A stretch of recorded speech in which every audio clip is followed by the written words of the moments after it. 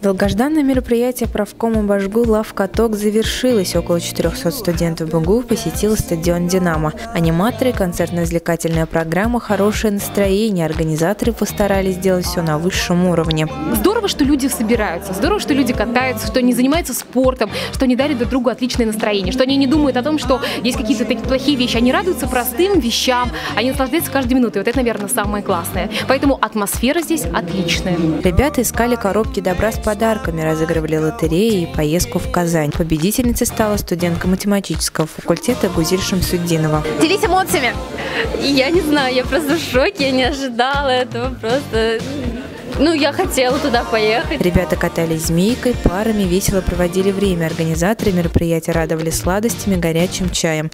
Да, день такой хороший, погода отличная. Это великолепно, я почти не проваливаюсь. Лед чистенький, свеженький, прекрасно. Вообще замечательно все.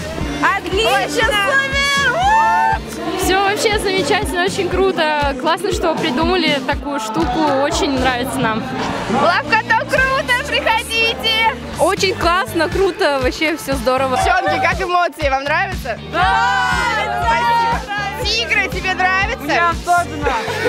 Устала кататься уже, все. Здесь просто идеальный лед, идеальный каток, идеальная атмосфера, идеальная организация. Вообще круто, все нравится, все просто the best, народу очень много.